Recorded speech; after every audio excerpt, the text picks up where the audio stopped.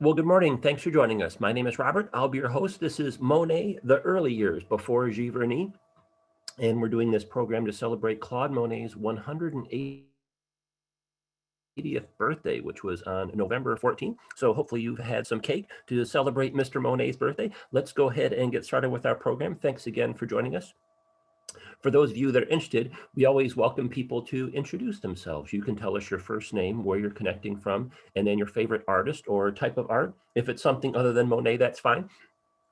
And you can include that information in the Q&A section. It's just strictly optional. Always curious to know where people are joining us from, and then also curious to know what kind of art people like. It helps us develop future programs. We don't have time to do a Zoom demonstration on how to use all the different features. If you want to tweak something on your session, there's probably a lot of things that you can personalize at your own end. The two things that people usually want to adjust the most are the sound level. So I'm speaking in my normal voice. We did a sound test earlier. Everything seems to be working fine. Sometimes people also want to adjust the display on their screen, and meaning that you want the slides to take up the whole entire screen and not have the box that has my name on it, Robert Kellerman. If you want to do that, usually the easiest way to is look for something called view options, and then you can click on or off side-by-side mode. Sometimes I have my video running while I'm giving these presentations, but today I don't think anyone's coming to see me. You're coming to see Monet, so I'll let him be the full screen, and I'll leave my video turned off. So this is part of the 180th birthday celebration we had for Claude Monet. This is the fourth of the 5 programs we had. And again, we're going to be talking about the early years before Giverny. A couple weeks ago, we had a program on Monet and the Impressionists in London.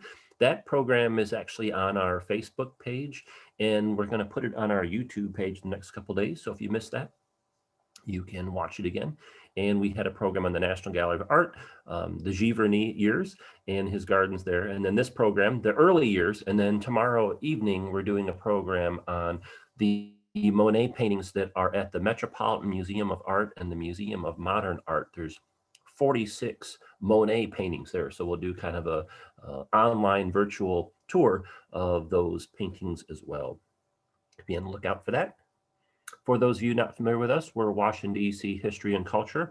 We're a nonprofit community organization. And a long time ago, before COVID, we used to do walks and tours and lectures and concerts and all kinds of stuff like that in person in Washington, D.C. But of course, all those things are on hold because of the COVID situation. But we'll get started back up with those someday, hopefully. And in the meantime, and we've just been doing these online programs. So thanks for joining us. It's really been a great way to connect with people outside of the Washington, D.C. area. We frequently have more people connecting from outside of D.C. than we do in the D.C. area. So all are welcome. For those of you who I haven't met before, my name is Robert Kellerman. I'll be your host. Just FYI, I have a bachelor's degree in art history from the University of Michigan. My 2 areas of specialty were French Impressionism and American art. I spent the first 2 years of my career working at the Detroit Institute of Arts, and then later on I worked at Strayer University and Johns Hopkins University. And for the past 5+ years, I've been leading this nonprofit organization. So welcome, and that's me with Marilyn Monroe at the Smithsonian. Unfortunately, Marilyn's not included in our program today because we're talking about Monet. Okay, so one thing that I always think, or one of the many things that's interesting about Monet is, what does he even look like? So if I was to walk around with these pictures, I'm sure most people would be able to recognize Vincent van Gogh or Frida Kahlo, but not so much on Monet. So I've actually done this where we've given tours, kind of like art history 101 type tours at either the Smithsonian or the National Gallery of Art in Washington, D.C. And the picture on the right, which is Claude Monet, I've held that up just by itself, not with these other 2 images or not with anything else, and asked people, who is this? And a lot of people don't know who it is. So, and no fault of their own. It's just kind of interesting that throughout time, Monet is not really as well known as Van Gogh and Frida Kahlo, partially because there's only 2 self-portraits that Monet did of himself. This is one of them. I'll show you the other one later. Whereas Van Gogh and Frida, they did a number of self-portraits of themselves. And so you're much more likely to be familiar with them. But at some point in time, they're going to have time travel, and you're going to be able to go back and transport yourself to 1870s France, and it would really be disappointing if you were walking around the streets of Paris and walked right by Claude Monet and didn't recognize him. So now you know what he looks like. And again, this is the birthday of Claude Monet. Well, birthday plus 2 weeks, since it was on November 14th. So we're celebrating his 180th birthday. And hopefully, if you haven't already, you can have a piece of cake. And we always like to include some educational aspects to our program, so it's not just all entertainment. So we always like to say, how many paintings did Monet create? Now, we've been doing these programs before, so if you've been on one of the other ones, you're going to know the answer probably. But he did about over 2,000. And he's mostly known for doing landscapes and garden paintings, which those are really spectacular and beautiful. But part of the reason why I wanted to do this program is to kind of show you a lot of the other things that he did. So if you look at his paintings, you'll see water and architecture, things like bridges. There's people and still lifes and all different types of things. So yeah, the landscapes and the gardens, those paintings are beautiful and they're spectacular, but he painted so many other types of things. And so the purpose of kind of today's program is so give you a chance to see some of these other types of works. If you are a person that visits museums, some of these paintings you probably have seen in the past. If you have not, yeah, but you might have only seen him like on a one-off, like, oh, okay, here's a picture that he did of the ocean.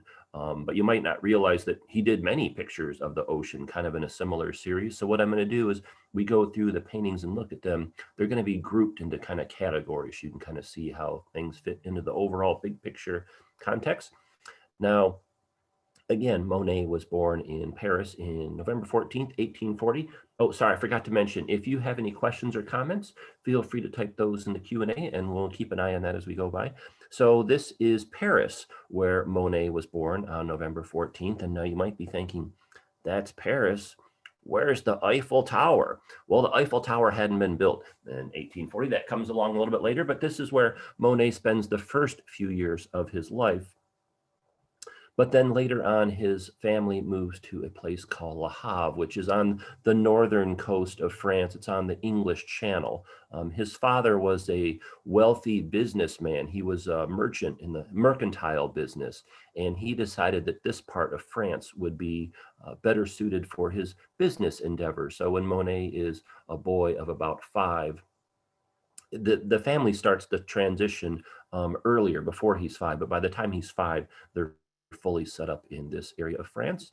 And just for geographic purposes, I always like to give people a kind of overview of what they're looking at. So this is a map of France. Obviously, you can see Paris is kind of in the top middle. The blue dot is where Giverny is. And then you can see the coastline, the plot where they were in Le Havre, not far from Normandy, if you're familiar with that term.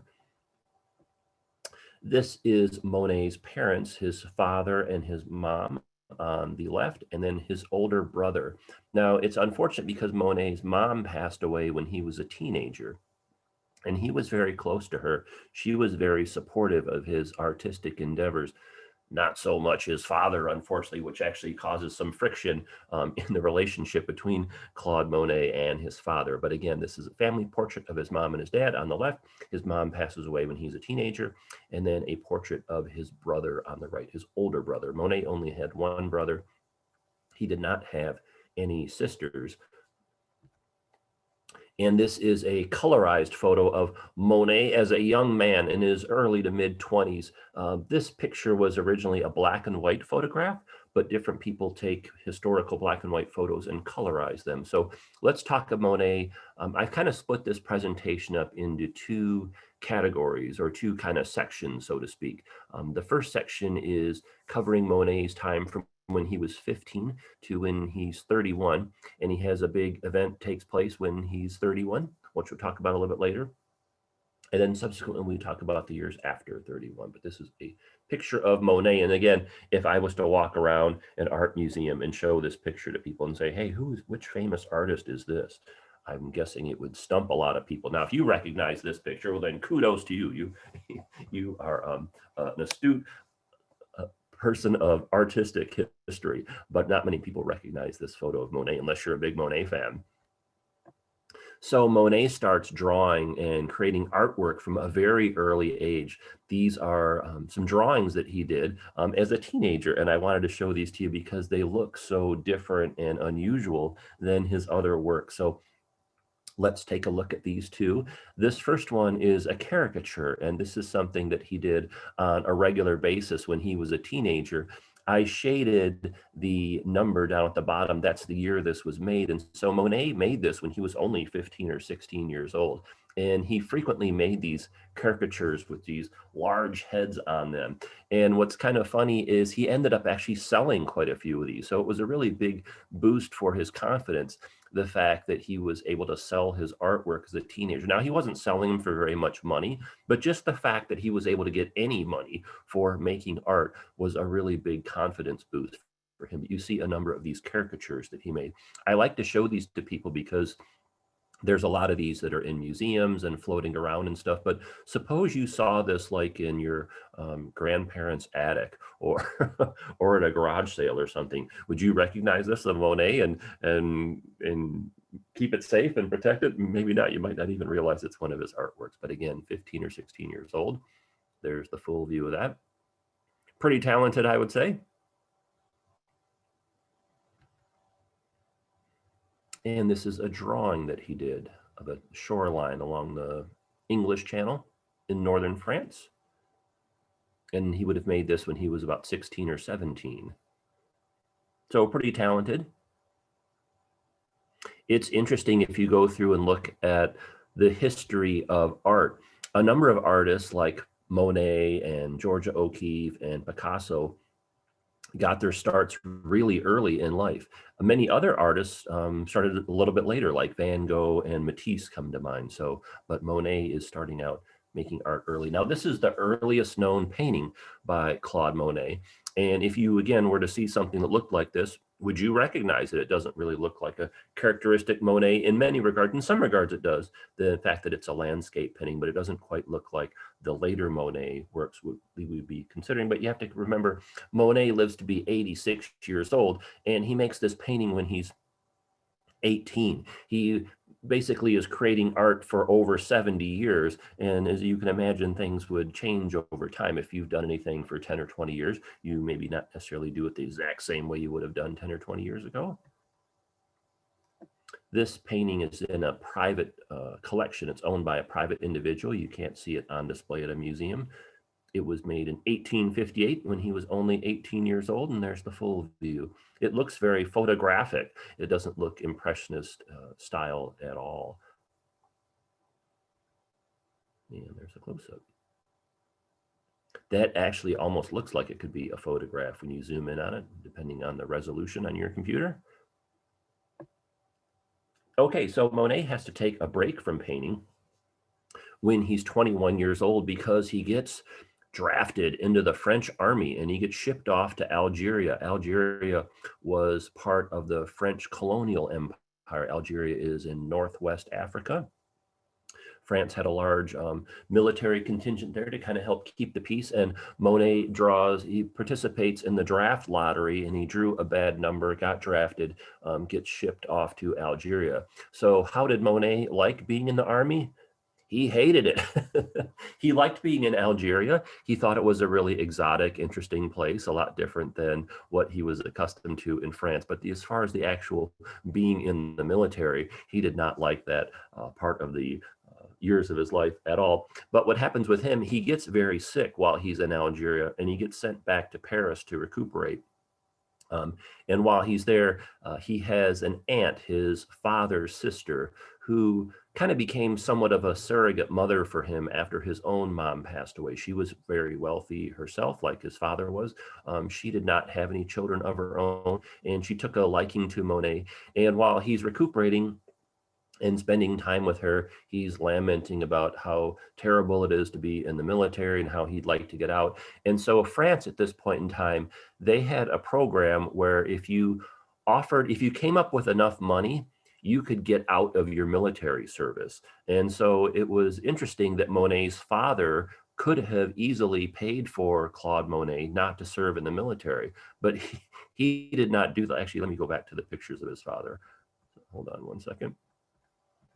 He did not do that. Monet's father did not like the fact that he was an artist. He wanted him to take over the family business. And Claude Monet did not want to do that. He wanted to be an artist. And so they have this constant conflict from Monet's teenage years until his father passes away. But his father very easily could have come up with the money to get Monet out of the draft, but he decided not to.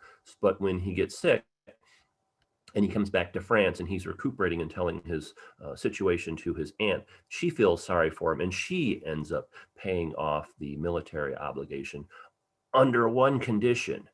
The condition is he has to go get an education. And so he says, yeah, sure, I'll go do that. So he gets out of the military and he enrolls in school. But what she doesn't realize, his aunt, he enrolls in an art school. And she was like, well, that wasn't really part of the deal, Claude. She thought that maybe he would go to school to be a doctor or an attorney or something like that, but he had visions of going to art school, and so that's what he ends up doing. He does not stay in art school for very long, though, because he did not like the academic aspects of it. There's a number of well-known artists throughout history. They really struggled in formal art programs because they want to kind of do their own thing, and the art kind of teachers are telling them, hey, you have to do things this way, the way it's always been done in the past. And so people like Monet and Van Gogh and Picasso, they struggle in these kind of artistic academic environments, so to speak. So let's talk about some of the paintings that Monet made in the first half of his life. And again, I've grouped them up kind of in a category so that you can kind of see that he did paint many other things besides just gardens and landscapes. So these are 3 still lifes that he did. Let's take a look at these. And what I did is I included where these paintings are at in case they're at a place where close by to where you live or where you might be visiting at some point in time in the future. So this is at the National Gallery of Art. Monet paints this in 1862. He was 22 years old. He had just gotten out of the army a few months prior to this. This is a still life. And one thing that's interesting also about this particular aspect of Monet's life is a lot of artists, when they're early on, they're developing their skills, they paint a bottle or a glass or something similar with water in it. And you can see that's what Monet has done here on the left side. And it's really kind of a technique or a challenge to see if you can paint this and make it look kind of realistic. And so if you were to walk around a large art museum, you'll find a number of artists that have painted some type of either a glass bottle or a drinking glass that has water in it. But look at the date. They're almost always painted kind of early on in the artist's career because it's like a challenge. Like, okay, this is your assignment. You have, if you're a good artist, you should be able to paint water in a glass and make it look realistic. And so that's what you have Monet doing here. And there's the close-up. So I'd say he did a pretty good job with that. But Monet frequently paints still lifes throughout his career. Again, even though he's known as being the garden guy and the landscape guy. These, oh, and sorry, I forgot to mention. So as far as the paintings that Monet made, if you were to list them all from the first one to the last one, this is about number 10 on the list. So he had made drawings and sketches and things like this. But as far as oil paintings, this is about the 10th earliest of all the paintings that he made. So he did a pretty good job. This is another still life. This is at the Cleveland Museum of Art. This is called Spring Flowers. And what's noteworthy about this one is how detailed it is. Remember, the Monet kind of paintings from later on in his life have that impressionistic style, but you don't see that at this point in time. Look at how detailed these are. It doesn't look exactly like a photograph, but he's taken a lot of time to include all the details of the individual flowers. This is another still life, this one with flowers and flute. This is at the John Paul Getty Museum in Los Angeles.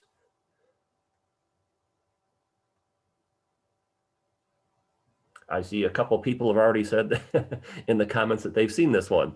So kudos to you. And again, notice the detail of the flowers and the fruit. So still lifes are a very important part of Monet's early career. In fact, I included quotes from Monet so you can kind of learn more about him. He says famously, I perhaps owe having become a painter to flowers. So how about that? And there's the two flowers side by side. So just beautiful works of art. And again, if you were to look at one of these in a museum, you might say, oh, okay, that's nice. That's a nice early painting of his, but you might not realize kind of the context, like, okay, early on in his career, he's focusing, let me actually back up if you don't mind. Early on in his career, one of the things he's focusing on is these still lifes. And still lifes was something that he would do for the remainder of his career for the first many decades of his career. Later in life, he did not do that. But he does make many still lifes during his career. Okay, let's continue on.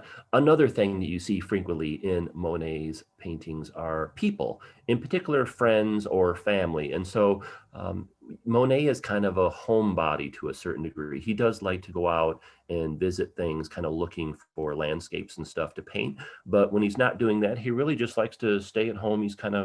He's a friendly guy, but he's kind of reserved, and he really just likes spending time with friends and family. And so he includes them frequently in artworks. And so let's go through 5 examples. This was his doctor posing for him. Looks very distinguished. What's noteworthy about this painting is you wouldn't know that he was a doctor per se just by looking at him. Sometimes when an artist makes a portrait of a person, they want to include, or they try and include, things that will give you hints on what that person does for a living. But he did not do that in this particular case. Just looks like a distinguished gentleman. Here's a close-up. And again, this is Monet's doctor.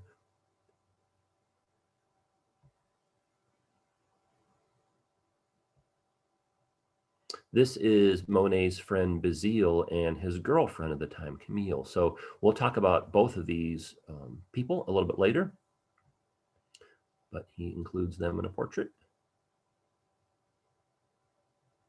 So that's his friend on the left, a well-known artist, which we'll talk about a little bit later. And then at the time, the woman on the right was his girlfriend, although he would later marry her. So he includes them. And then this is also same woman. Now, this is one of his famous early paintings. He was really proud of this work. He spent a lot of time putting this together. It's a really large painting. It's life size.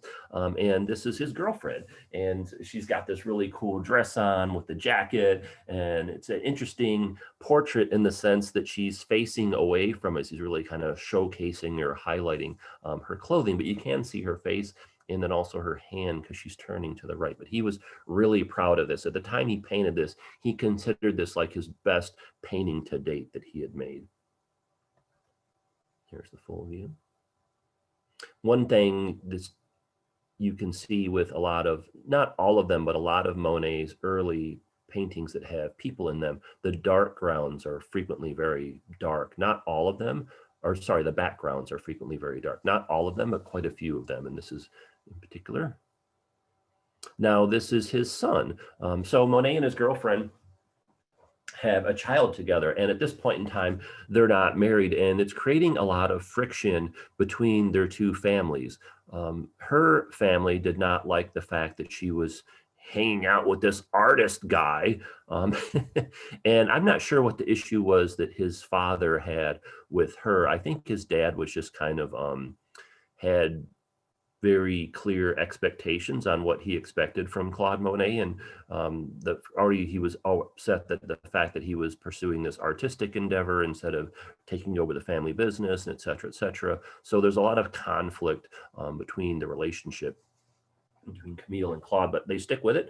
They have a child together, and later on they would get married. So this is a portrait of his son after he was born. So there's some debate on who the woman is on the right. The National Gallery of Art believes it's the baby's mother, and some other people say, no, it's not her. It's actually a friend. So subject to debate. But don't get hung up on that because it's a beautiful painting nonetheless. And this is called The Luncheon. This is at a museum in Germany.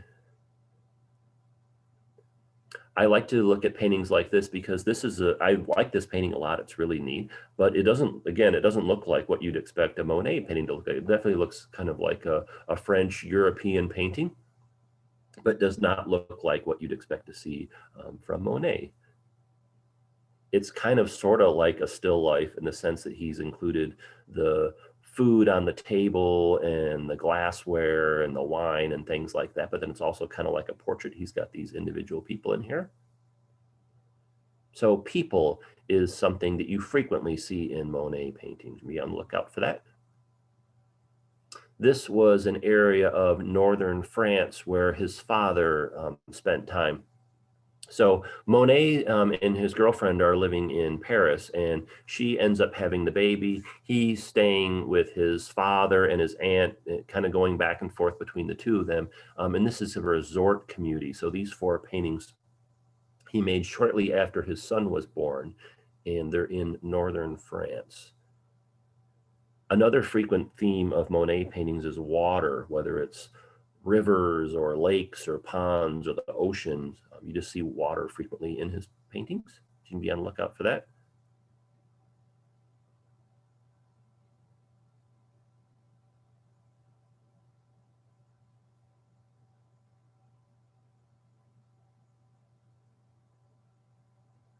So again, if you were to see one of these paintings at a museum, you say, oh, okay, that's nice. That's a really nice early painting. But you may not realize it was part of a whole series of works that he did around the same time. And so with this kind of online Zoom type format, you can look at art like in this type of context to see how things fit in with one another.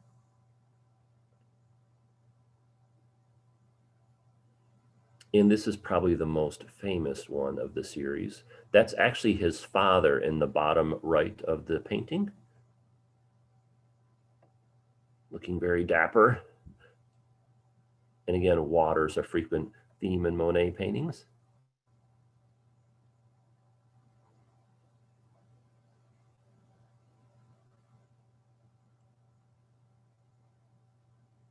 Pretty nice, huh? Okay, so let's talk about some paintings that Monet made in London and the Netherlands. And it says expat. Why did he become an expat? Well, here's what happens. Let's talk about this. So the 2 paintings that are on the left, Monet made in London. The one on the right is while he was living in the Netherlands. Let's talk about this point in time. So there's a well-known painting at the National Gallery of Art that's by this artist, Basile, and he was the person who was in the painting that I showed you a few minutes ago with Monet's girlfriend. And if you look at the dates on this, notice that Frederick Basile, he was born in 1841 and he died in 1870. And this painting was actually made in 1870. So he lived a pretty short life. And he made this painting just a few months before he died. This is Monet's very good friend. Monet is not, he has a pretty good relationship with his brother, but his best friends are really these fellow artists that he ends up meeting throughout his lifetime. And so again, this is a well-known painting at the National Gallery of Art by an artist other than Claude Monet, which we'll explain the connection in a minute. And so again, we saw the picture on the left, or the painting on the left that Monet made. That's his friend on the left. And then the friend, Frederick Basile, this is a self-portrait that he did of himself that's in Chicago. And then over on the right is Basile in a military uniform. So the Franco-Prussian War breaks out, and France needs a lot of manpower to partake in this endeavor against Prussia. Prussia is pretty much where Germany is today. The countries have been fighting during the Franco-Prussian War. People are joining up to be in the army and or being drafted. And so Basile is in the army. And unfortunately for him, he ends up getting killed in battle. This is a painting that's at the Walters Art Museum in Baltimore. It's not the exact same battle that Basile was in, but the time frame is very close by. So he's killed, and Monet is very distraught by that because he was very good close friends with this. They're almost like brothers. So imagining one of your closest friends goes off to war and gets killed, that would probably have a significant impact on you. And Monet is very concerned about being in the army himself. Remember, he was in the military before in Algeria. He did not like that experience. He's worried about being drafted back into the French army. And so he ends up leaving and moving to London to get away from the draft. And he spends several months there at that point in time. And he made a lot of these, what would later become well-known early London paintings. Now, at this point in time, he's a struggling artist. He's trying to support not only himself, but his wife. They subsequently got married, and his young son.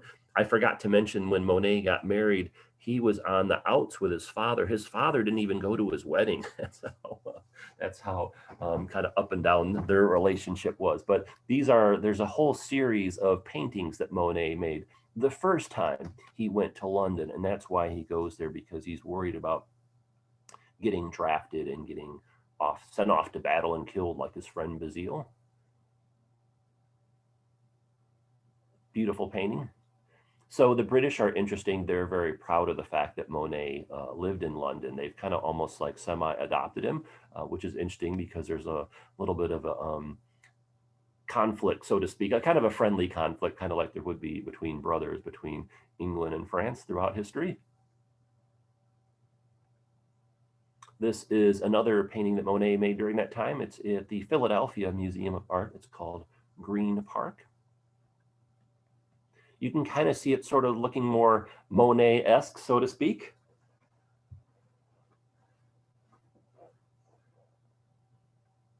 Now, later on, we're not going to talk about these paintings because they're after in Monet, the second half of his life, and we have a whole separate program on that. I just wanted to point out, if you've seen paintings that look like either this or this is the Waterloo Bridge in London, painted in 1904. This is the House of Parliament, painted in 1903. So Monet does a whole series of painting later on in his life in London, and he was familiar with London because he had gone there during this point in time in his life. So there's that connection between the two places there. So if you see any of these works of Monet that he made in London, you have to look at the date and see, are they early ones like these two? Or are they later ones like these two?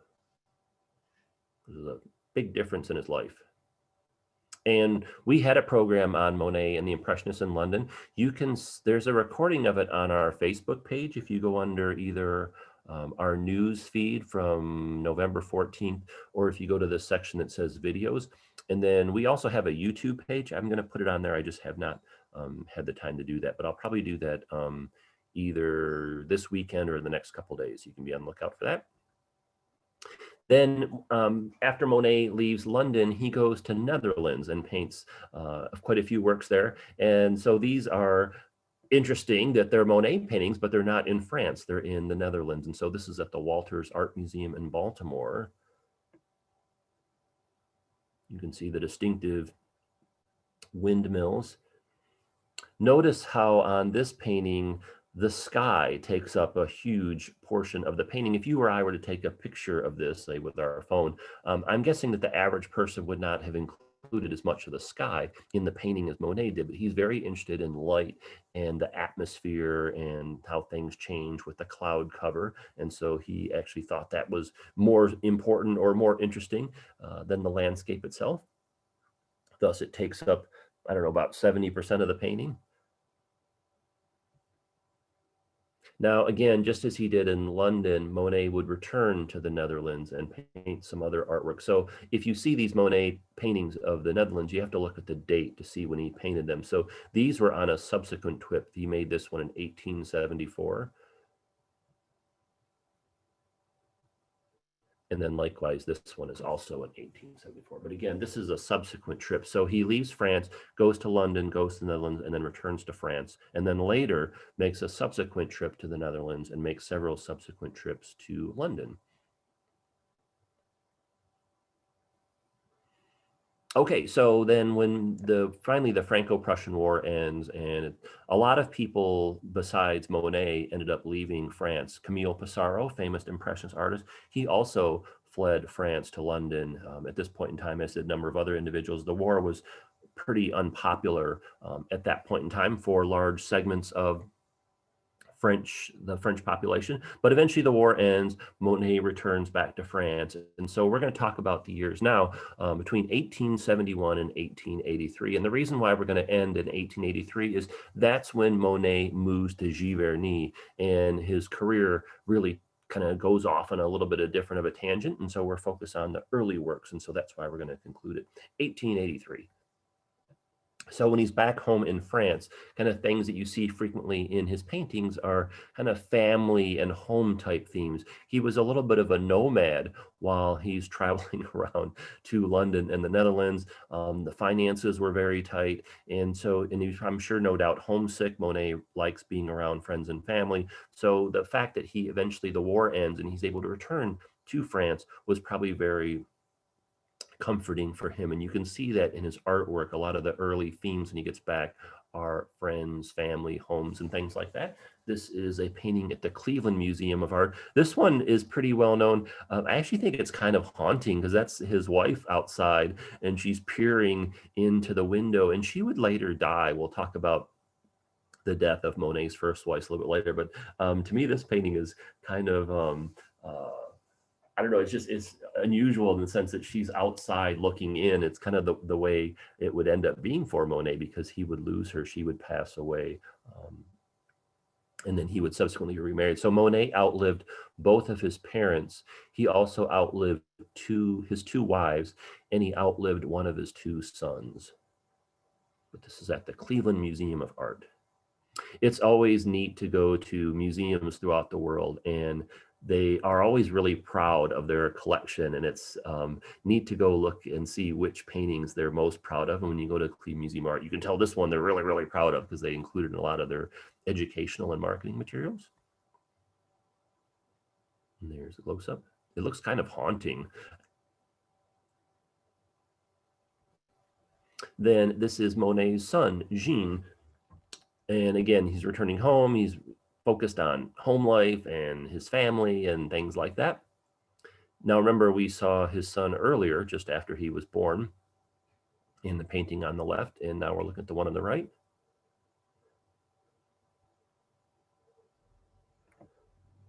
One thing that I wanted to mention, this painting, Monet never put this one up for sale. He kept this one at home. And you know, if you're an artist, you have to sell paintings to make a living. And so you would think, oh, okay, well, you're going to take all your best ones and put those for sale and, you know, get some money to pay your bills and whatnot. But there's certain ones that artists frequently hold on to. And this was a painting that Monet held on to. He did not put this one up for sale. And then the same thing for this one. He did not put this one up. He kept this for many years. This was in the bedroom of his home at Giverny. His son on a hobby horse. I like this painting a lot, but I feel like it's maybe not one of Monet's most well-known works, not because it's not a really good painting, just because he made so many great ones. There's certain ones that are really nice or impressive that kind of get pushed down the list of favorites or well-known ones, so to speak. But I'm surprised. I would think if another artist that was not as well-known as Monet would have painted this, it would have been one of their most famous works. But because Monet made so many great ones, it's just one of many, but I like it a lot. He did this still life with tea service. This is at the Dallas Museum of Art.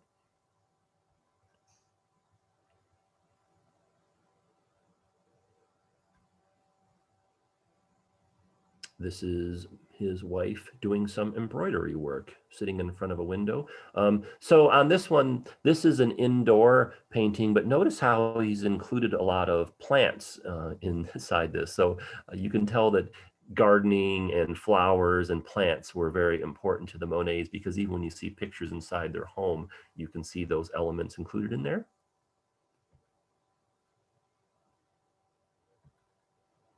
And then Monet is very interested, like many of the Impressionists are, in Japanese art. And so he collects prints and Japanese items and whatnot. And so this is his wife, Camille, and she's dressed up in the traditional Japanese clothing of the day. And she put she put on a blonde wig, though. Her hair was not blonde, but she put on a wig because she wanted to be readily identifiable that she was not Japanese in this painting. So interesting enough. And this one is at the Museum of Fine Arts in Boston.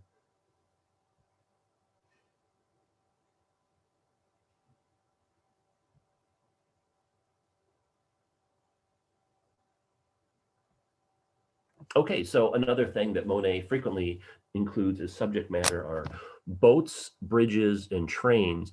And in particular, what he's trying to do here is he's trying to, number one, he's really likes water. So again, you'll see that time and time again in Monet paintings, whether it's lakes or rivers or streams or the ocean. So you see water frequently. And he's also really interested in architecture. So he's known as this guy that makes all these paintings of gardens and flowers and stuff. But if you think about Monet's whole career, a number of his well-known works are of architectural aspects. There's the Rouen Cathedral series, there's the Waterloo Bridge in London, there's the train stations series. A lot of these different series have architectural components to them. He frequently includes bridges. Even the gardens at Giverny, the early ones, have the Japanese footbridge that he had installed. So Monet is very interested in architecture, and you can see that frequently throughout his work. So this is one of his most famous paintings. It's called Impression Sunrise. He did this around 1872 and 1873, and it was exhibited. And this is where the term Impressionism actually comes from. It's kind of a long story, but the oversimplified version is Monet put this painting on display in an exhibit. Some critics came to look at it, and this one critic in particular hated it. He basically said that it was not a finished painting, meaning it wasn't detailed enough. It looked like someone had just kind of sketched this out and then put it in a frame and hung it up on the wall. And so the critic was not a fan of it. He said, this isn't even, I'm kind of giving you the oversimplified English translation, but he basically said, this isn't even a real painting. It's a disgrace. It's just like an impression of something. You know how maybe if you have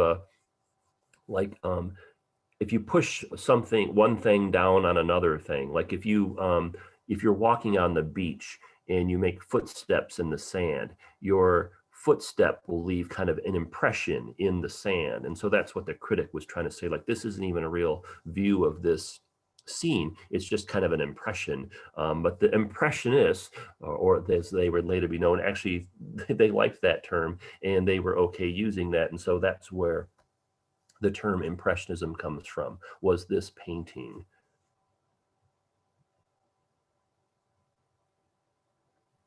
Now, remember, when Monet is a young boy, he moves to the north of France, and this is where this painting was done at. So if you've seen this one before, this was done in his hometown. Well, kind of his adopted hometown. He moved there when he was a young boy.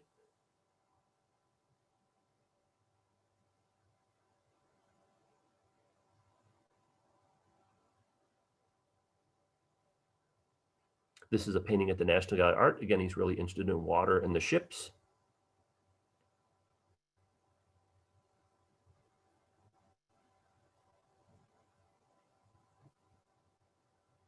This is where Monet moved to. He lives in a place at this point in time in his life called Argenteuil, which is northwest of Paris. I'll show you a map of it a little bit later, but this is a famous painting at the National Gallery of Art in Washington, D.C. There's some boats on the water, and he's also got the bridge included. I'm guessing on this one, he couldn't decide if he wanted to do the bridge or the boat, so he did both. So you have a sailboat here in the front, and then in the middle, kind of on the left, there's another sailboat. And then it might be hard to see depending on how big your screen is. But if you look kind of in the center of the painting, you can see there's some yellow color in the water. That's a canoe or a boat. And there's a couple out there. A man on the left is rowing the boat, and then there was a woman on the right with a parasol. And then he's got the bridge on the right side. Now, when we do our tours at the National Gallery of Art, I always bring this picture because one of the funny things that happened is a lot of the Monet places where he painted at, you can go visit them today and see what they look like. And some of them look just as nice as they did when Monet was living. Some of them not so much though. So at that point in time in Monet's life, this was a very kind of small town. It was way outside of Paris for that point in time. And subsequently, the Parisian sprawl has kind of moved in and kind of annexed this particular area. And so the bridge has been replaced, and there's now these high-rise buildings. I mean, it's still part of a nice view along the water, but it's not quite as quaint as when Monet was there. This is at the Philadelphia Museum of Art. This is another bridge. This is the railroad bridge. So this one was a pedestrian bridge. This is railroad bridge. Again, you frequently see bridges in Monet's artwork. And so this is a map to show you where he was living. So before Monet moves to Giverny and settles down there for the second half of his life, he lives in a number of places, including Paris, the north of France, London, et cetera, et cetera.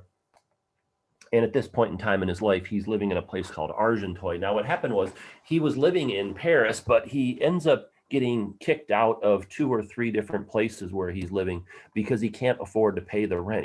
He's a struggling artist at this point in time in his life. He can't doesn't have a lot of money to spare, because while he's selling some paintings, he's not really selling all that many, and the ones he is selling, he's not doing selling for a great amount of money. And so he's kicked out of where he's living at in Paris. He tried to broker or negotiate a deal with the landlord saying, hey, that money that I owe you for the rent, how about if I give you some of my paintings instead? And the landlord says, I don't want any of your stupid paintings. I want my money. Give me my money. And so can you believe that? He kicked out Claude Monet, threw him out on the street, which Monet was very offended by. So he moves to Argenteuil because number one, it's where a lot of other artists are living at. So Manet, the artist Manet, his family lived in Argenteuil. He spent a lot of time there. There's several other artists that Monet can hang out with. It's also far enough away from Paris where the cost of living is a lot lower. So it's going to be a big cost savings for him. But yet it's also close enough to Paris that if he needs to go there to visit the art community or art dealers or go to the Louvre or anything, it's close by. So it was a good location for him. But at the time Monet was living there, it was really a separate community. Let me go back to this picture. It was the community on the left, its own little town, and then subsequently gets taken over by the Parisian sprawl, but it's northwest of Paris. And how would you get there? Well, you would take the train. And so this image on the left shows you the explosion in rail lines that have been built in France in the years after 1850. Just to kind of give you a context in American history, the Civil War was fought in the United States between 1861 and 1865, and that led to an explosion in this country as far as the number of lines of railroads. And same thing in France, if you can see the difference between 1850 and 1870. And this advertisement on the right is from the train company, basically advertising to Parisians that they can come out to Argenteuil and spend the day out there doing things like boating and going to picnics and stuff like that. There's the railroad bridge. And if you're in Paris, this is the train station that you would depart from. It's a historical photo. You frequently see trains or train stations or things like that in a lot of other Impressionist painting, not just Monet. This is the building today.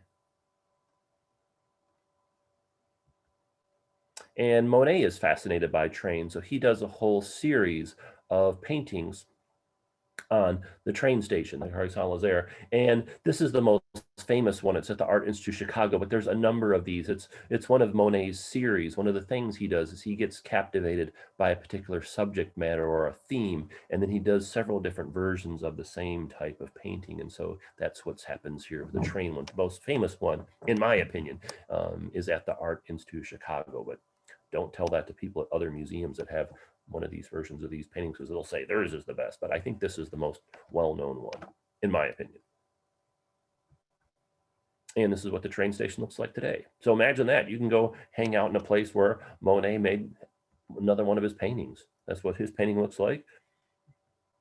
And that's what the train station looks like today. And there's a close-up.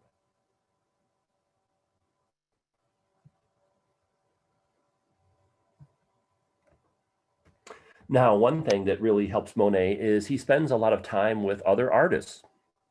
And you have to believe that he greatly influenced these other artists, but they probably in turn also influenced and helped him as well. And so these next 4 paintings are of Monet, but they're by friends of his, by famous artists.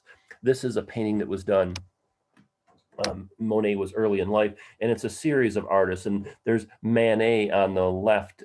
He's doing the painting, and he's surrounded by other artists who are kind of watching and checking out his work. And so I put on here a label so you can see there's Renoir, there's Monet's friend Basile. Remember the guy that got killed during the war, the very tall gentleman. And then you have Monet. It's funny, Monet is the most famous person in this painting, but at this point in time, it was very early in his career. He was not famous, and so he's kind of stuck off to the right. In fact, of all the individuals in this painting, he's probably the least prominent of the ones. But Monet spends time with other painters, and so that no doubt would have helped him succeed because he's learning things from Manet and Renoir and Basile, just like they're also learning from him. So let's look at some paintings that other artists did of Monet. This is the Monet family in their garden at Argenteuil. So before Monet moves to Giverny, he lives in Argenteuil with his wife, and they have a pretty large garden, not to the extent that they had in the other subsequent location, but still nice nonetheless. This is from 1874. It's the Metropolitan Museum of Art in New York. And again, this is by his friend Manet. And this is the only painting that was ever made of Monet working in his garden. There's there's a lot of paintings of Monet, and there's a lot of photographs of Monet working in his garden, but this is the only painting of Monet working in his garden. And it's by Manet. And so Manet came over to Monet's house to spend time with him, decided to make this painting. And then while they're there, Renoir shows up on the exact same day. So the same day that this painting was made of Monet and his wife and son, Renoir made this one, but he only included Monet's wife and son in this one. But again, he's spending time with these other artists, and that no doubt helps them all succeed, learning from one another and supporting one another and sharing ideas and things like that. This is a nice portrait that Renoir did of Monet in 1872, so he'd be 31 years old. Now, Renoir is very supportive and helpful of Monet for a number of reasons, not just as a friend or artistically, but also to a certain degree financially. So Renoir is also a struggling artist at this point in time, although the advantage that he has is Renoir is living with his parents.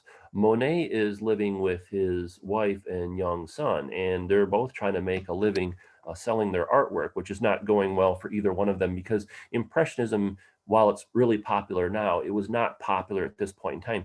There wasn't a big demand for Impressionist, what would become known as Impressionist artwork. And so these two guys are really struggling. Now, again, Renoir is living with his parents. And so what he would frequently do is he would pack up the leftovers, like say after dinner, and he would take over the milk and the cheese and the bread that was left over from dinner and take them over to the Monets. And so they would have something to eat. And so Renoir does a great humanitarian thing by helping the Monet family keep afloat financially by giving them all this food during this point in time. So if you like Monet, you have to thank his good friend Renoir for keeping him afloat, so to speak. But he does paint this really nice portrait of Claude Monet reading a book, smoking a pipe.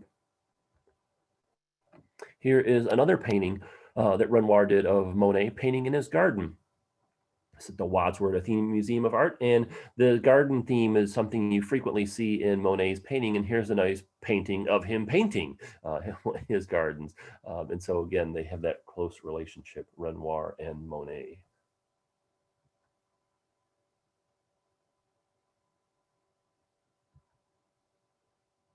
Then Monet does a number of works of gardens. So gardens is a theme that you see frequently in Monet's work throughout his life.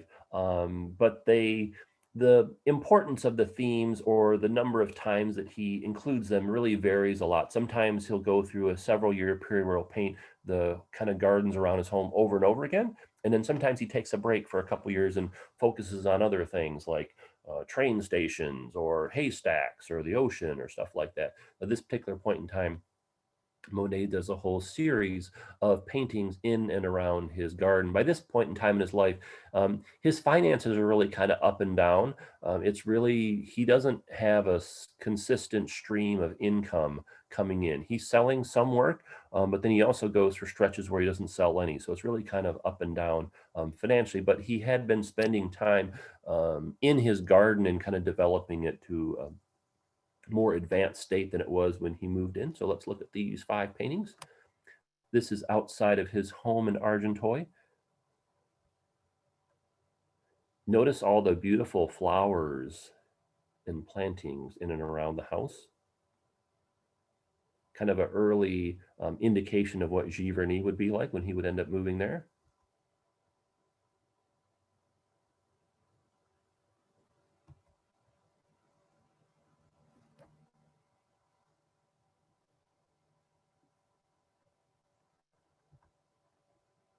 This is his garden. Remember that painting that Renoir did of Monet? This is around the same time. So it's got the same garden, same time frame that Renoir painted Monet. This is again outside of his home from 1873.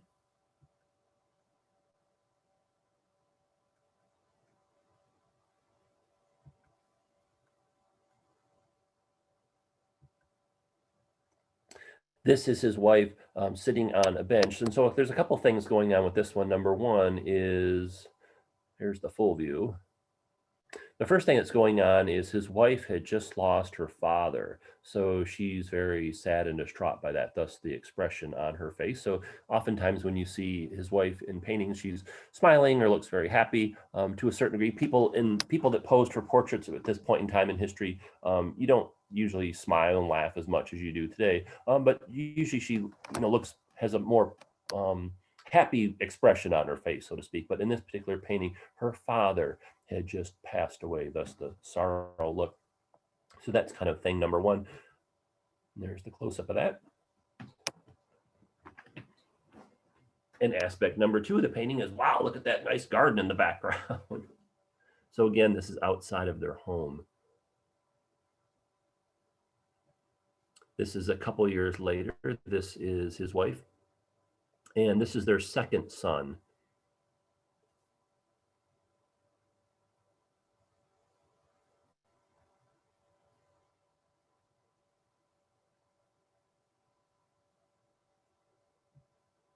And there's the close-up. Their second son's name was Michel.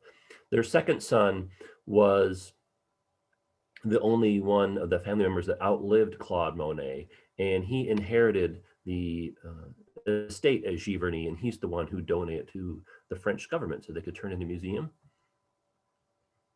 This is a famous painting. This is at the Detroit Institute of Arts, my former employer. It's called Rounded Flower Bed. Sometimes it's also called Gladioli.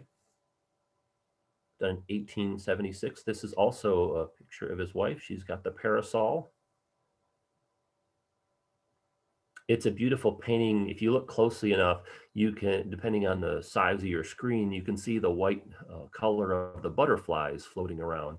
And notice, remember, if you can remember back to the flower paintings that we saw from Monet early in his career, how detailed they were. You can see the indications. Okay, yeah, this is definitely an Impressionist painting. He's not so focused on giving you an exact depiction of what the scene looks like. He's kind of more focused on the atmosphere and the light and how his emotions are displayed about this. Another thing that Monet frequently does throughout his life is go on walks out in nature, looking for interesting subject patterns. So here's 4 paintings, all painted around the same time. The one on the far right is also his wife and his son. Notice she's got the green umbrella, or the green underside of the parasol, which we saw that in this same painting. So it's funny, if there's a Monet painting that you really like suppose you really liked this one, what you should do is go try and find if he did other similar ones around the same time frame, because if you like one kind of particular subject matter in his work, there's probably potentially frequently other ones that might be kind of similar. So this is a good example, these nature walks. So frequently he's spending time outside away from his home looking for interesting things to paint. This is from the Museum of Fine Arts, Boston, called Meadow with Poplars. Poplars would later end up becoming a whole series of paintings that Monet would do. At this point in time, it's just an aspect of the painting. He's not focused on the poplars themselves. That looks like a beautiful place to go for a walk.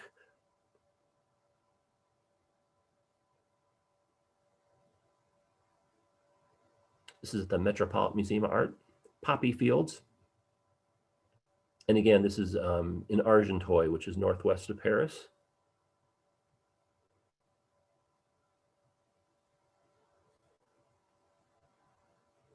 And this is probably the most famous one of this series by far. This is called Poppy Field. This is one of Monet's most famous paintings. It's tough to rank which ones are his most famous because he did so many well-known ones. But this one is at the top of the heap, especially amongst the works that he would have done during the first half of his life.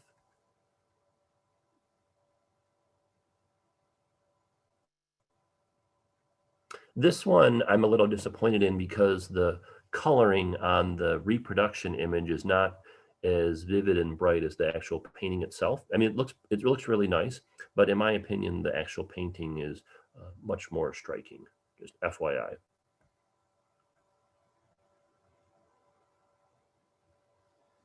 And there's this one at the National Gallery of Art. Again, there's the parasol.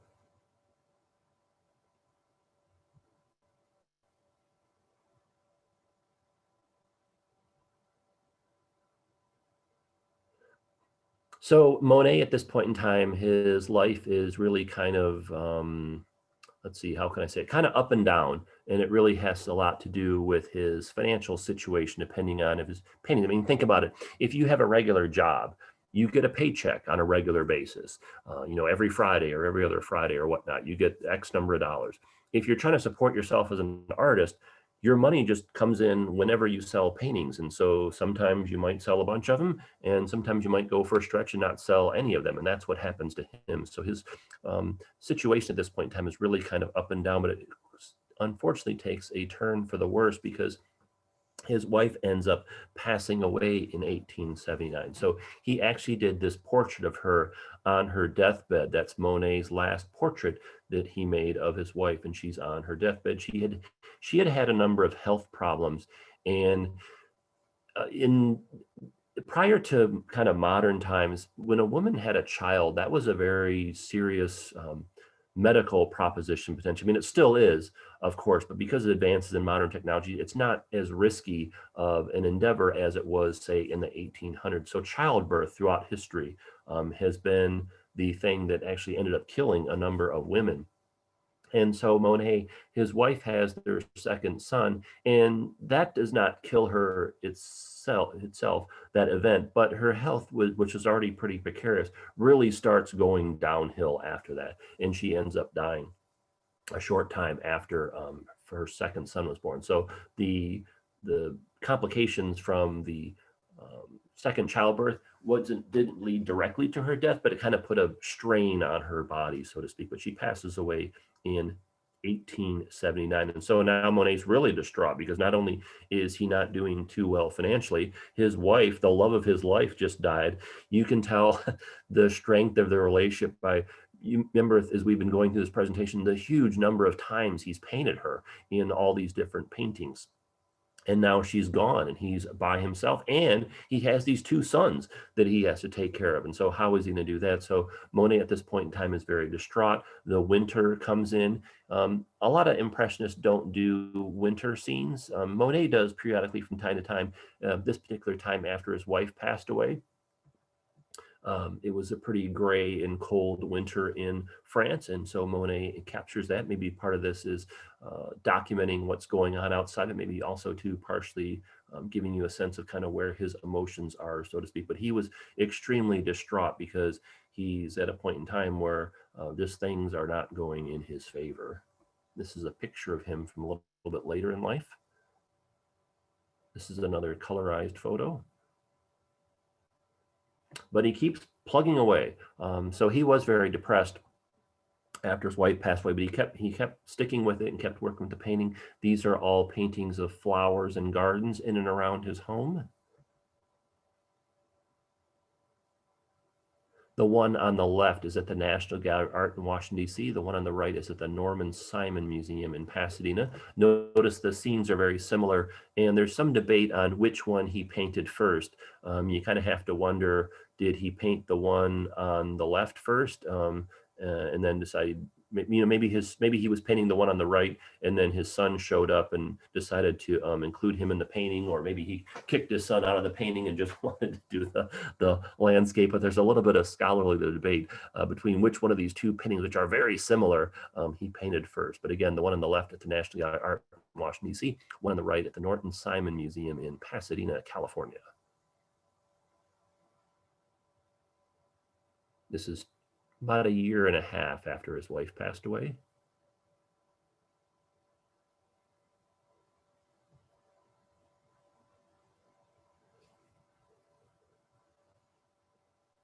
And that's his second son. Now, the people in the background, we'll talk more about them a little bit later, who those folks are. And if you have this beautiful garden, what you can do is you can take the flowers and bring them inside and spruce up your house. And so that's what he did here with these sunflowers. So the sunflowers painting on the right is a well-known work of his at the Metropolitan Museum of Art. And where did those sunflowers come from? Well, he didn't get them from Vincent van Gogh. He got them from his own garden. And so yeah, here is the painting at the Metropolitan Museum of Art, this bouquet of sunflowers. And Monet frequently paints outdoors. And I was talking about that one time. I was giving a tour at the National Gallery of Art, and this little girl, she says, "You said that he paints outdoors a lot, but what would he do when it rains?" I said, "Well, and he would paint stuff like this, flowers in a vase inside his house." But where did he get the flowers from? From his own garden. So that would be pretty nice to be able to pluck these flowers out, put them in a vase. And then on some rainy day when you can't go outside and paint, you could stay indoors and paint these. This is a well-known painting at the Metropolitan Museum of Art. And you only thought that Van Gogh made sunflowers. Not true. Although he's the most famous one. And I should have put up the comparison of the flowers from the early works. Remember the very early, when we were talking about the still lifes that Monet made and how detailed those paintings were of the specifics of the flowers. And that's not what's happening here. He's really fully ingrained in the Impressionism style, which he helped invent. This is at the National Gallery of Art.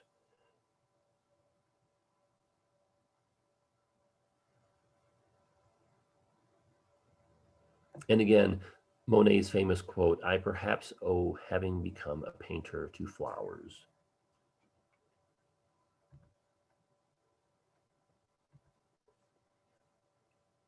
Here are some walks that Monet took in nature. This is the willows of the National Gallery of Art. It's hard to tell, but that's the river, the Seine River in the background. So again, he's including the water aspects in the painting, not so much an important part, but is included nonetheless.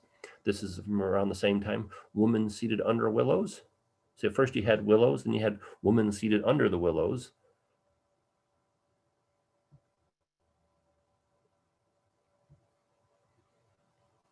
This is a path. This is in a place called Vitoy. It's not too far away from where he was living.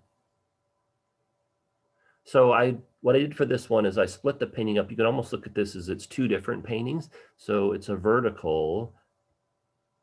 Here's the top portion of the painting. That's the town of Vitoy in the background. And then this is the path. So again, he's spending a fair amount of time just walking around places looking for landscapes that kind of strike his interest that he can end up making paintings for. There's the river.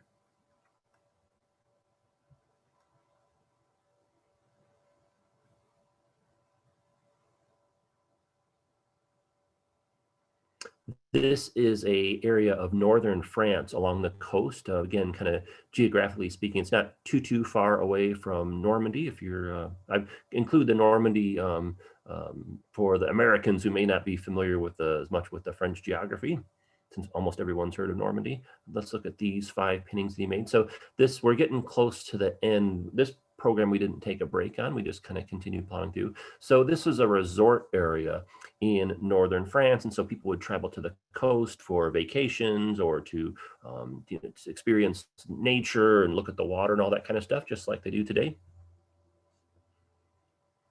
These are historic postcards of the day. So what you would do is if you visited here and you wanted to send a postcard back home, you could buy one of these and send it to your friends or family, just like people do today.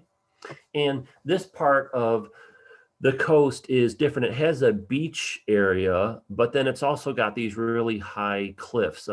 I think about like the United States, the Atlantic Ocean coast is very flat in most areas, whereas on the Pacific coast of the United States, it has cliffs like this, like in California.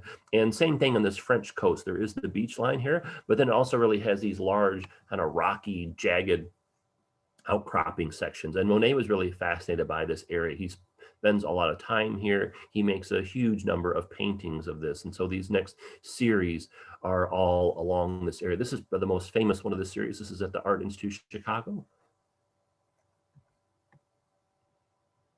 Two young ladies out enjoying the day. And then those are sailboats in the background.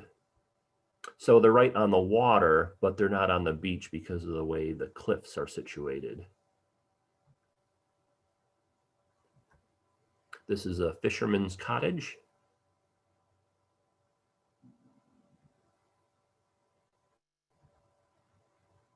These are the cliffs again. There's two young ladies walking. And again, just a beautiful spot to, I should have brought a picture of what it looks like today because you still see these boats out in the distance. And so they're taking in the scenery.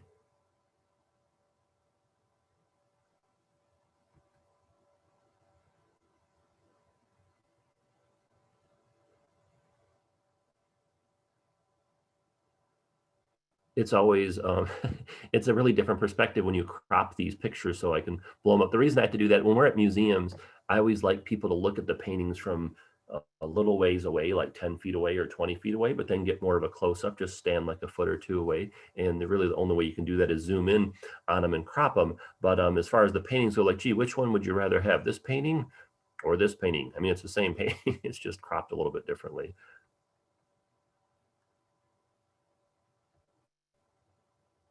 But that looks pretty beautiful. These next two paintings are at the Krieger Museum in Washington, D.C. For our friends in the D.C. area, when things return to the norm, make sure you check out the Krieger Museum. They have a pretty impressive collection of Monet paintings. And again, this is the same area. You can see the shoreline on the kind of the bottom left side of the painting. And then in the middle left, you can see the rocky outcropping. And then this is a nice one. This is a sunset scene. And again, two women walking along the beach.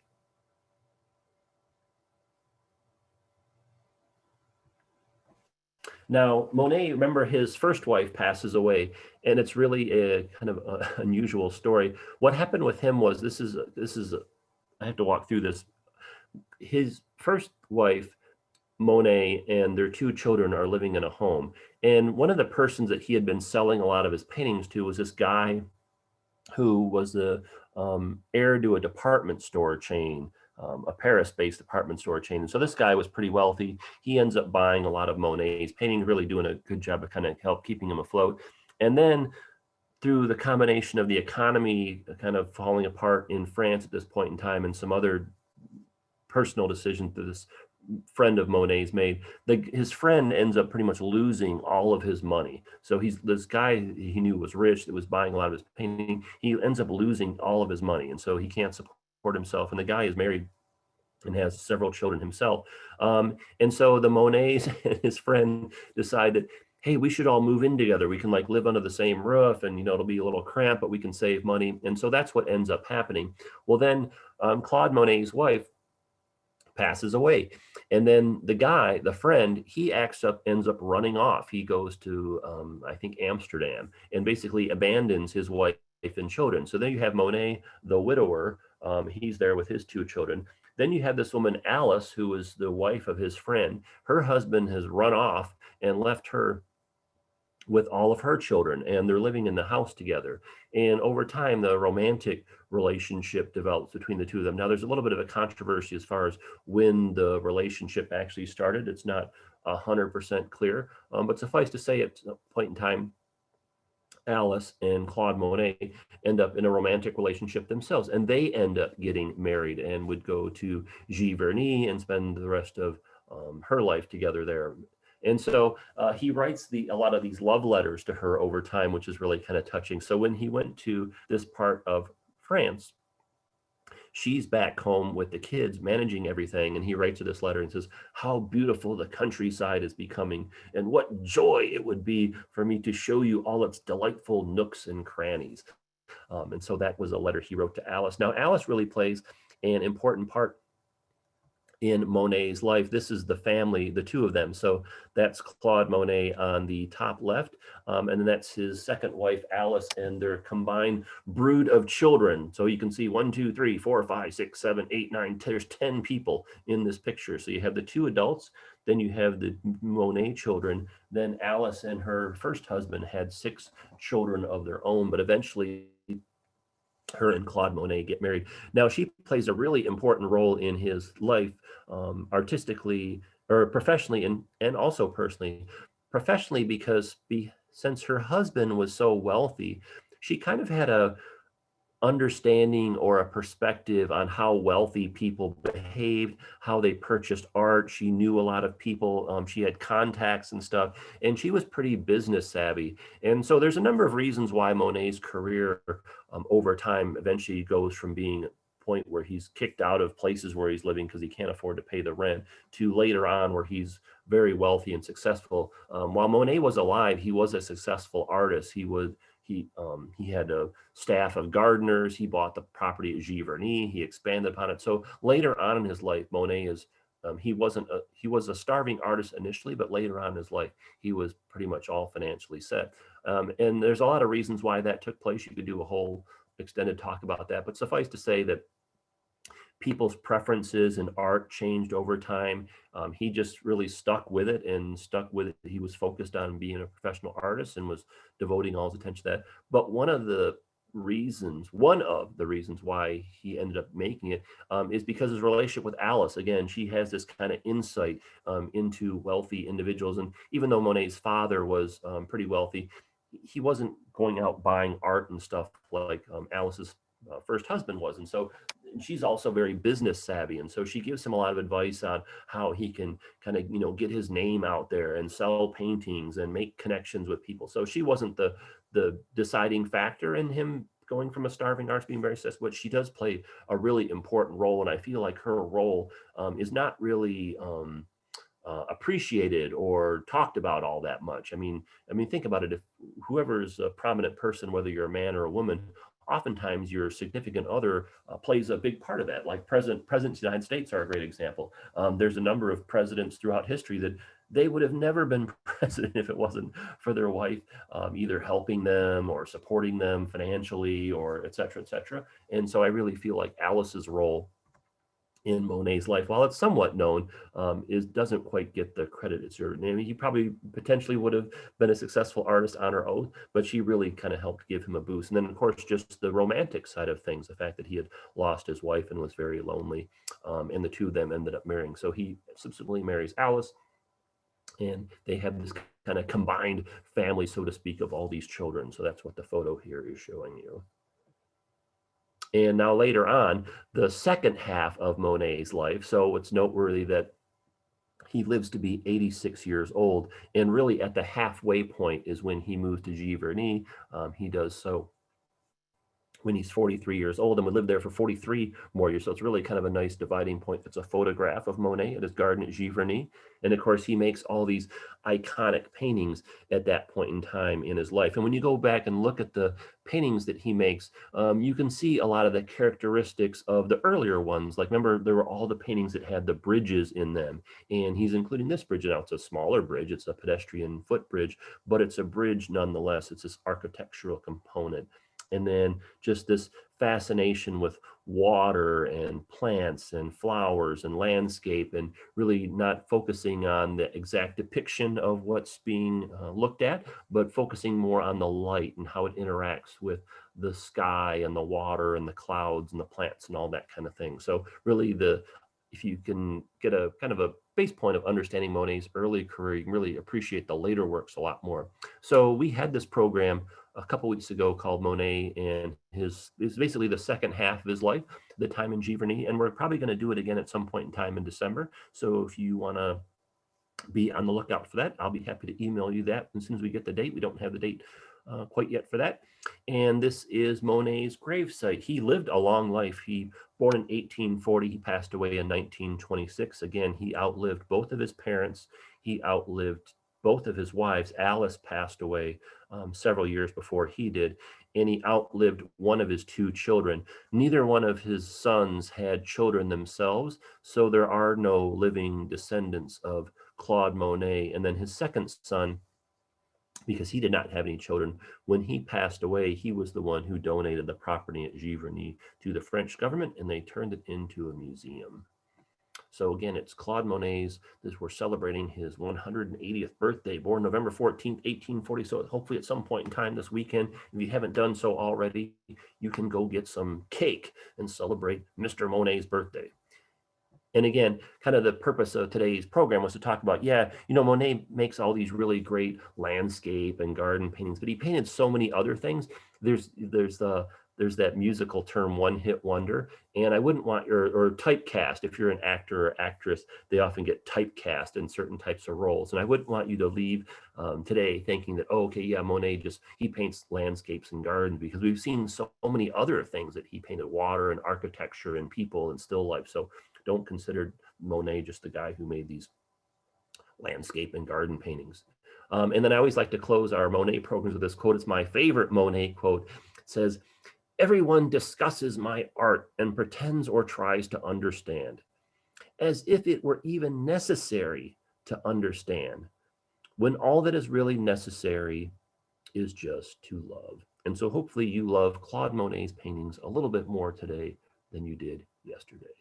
So again, this is the fourth of our 5 programs. If you're interested, you can join up for our program tomorrow night, Sunday, 8 p.m. Eastern. We're doing a presentation on the paintings of Claude Monet's that are in New York City at the Metropolitan Museum of Art and the Museum of Modern Art. If you want to join us for that, you can sign up on Facebook, Eventbrite, or Meetup. Thanks so much for joining us today. I hope to see you all in the future. I have a few minutes I can stick around. I'll look through the questions and see if there's anything that I can answer quickly. Let me go do that. And thanks for joining us. Wow, so so we had a really big audience today. We had close to 700 people, so there's a lot of questions out there. Let's see.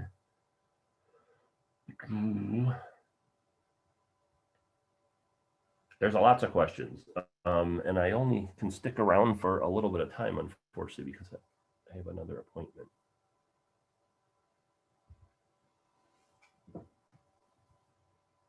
You know, let me do this. So I always read the questions and the comments from people. I read every single one, and it's always a really big help, because I take the questions and comments that people make and I end up tweaking the future presentation. So the second one is usually a little bit different than the first one, just for that feedback. So thank you all for joining us for that. So what I'll do is I'll download the questions and I'll go through them. And then if I get a chance, maybe I can answer some of the people individually instead of trying to respond, because there's a lot. And sometimes I have a moderator helping me, but I don't have that today, unfortunately. So apologize for that. So let's see, let me hold on one second.